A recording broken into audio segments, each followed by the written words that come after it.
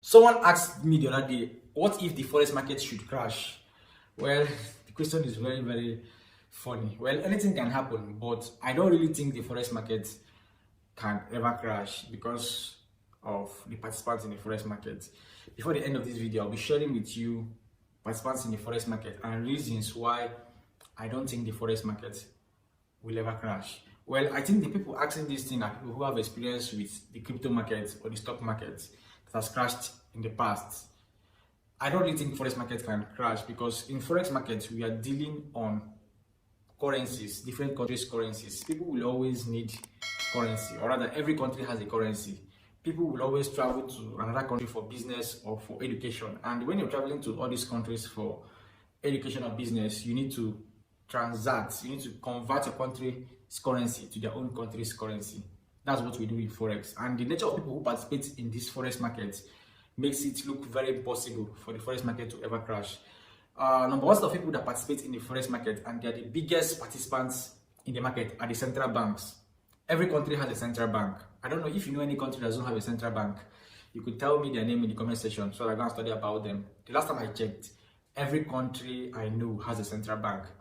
Central banks make policies for their country's currency, and that really affects the rate at which the price should go up or go down. They can make policies that devalues their currency against another country's currency, or they can make policies that grows their currency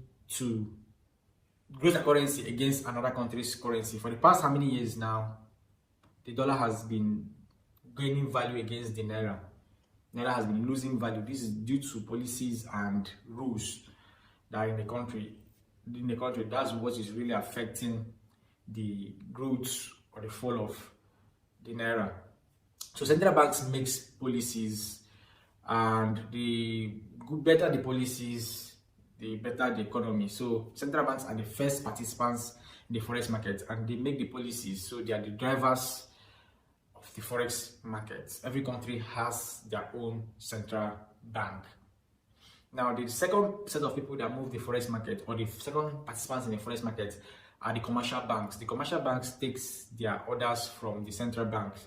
Central banks control the commercial banks, and they follow the policy set by the commercial banks. So central banks are the number one. The second are the commercial banks, who take their orders from the central bank.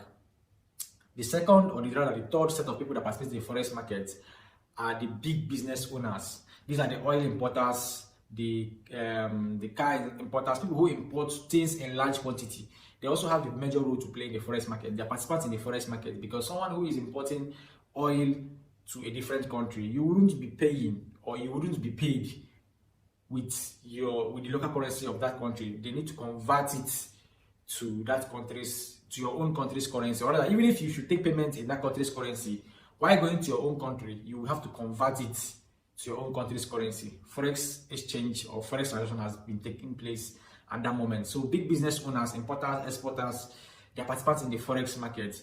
Then the fourth people on our list are the hedge funds. Hedge funds are people who trade for companies, or people who trade for big organizations. These people make good impact in the forex market. They are also participants in the forex market, more like the big business owners. Then the last on our list are people who make the smallest units of the forex market, and they make the loudest noise, are the retail traders. Retail traders are people like you trying to come into the forex market, or you trying to understand how the forex market works, and myself. We make the largest noise, and we are the least participants in the forex market. We can't make any impact in the forex market like the central banks. So people see them alone as a participant in the forex market. No, they're the least. The central banks are also participants in the forex market. So with these kinds of participants in the forex market, you could see that it's very, very difficult for the forex market to crash, because people will always travel. People will always do business with people of another country.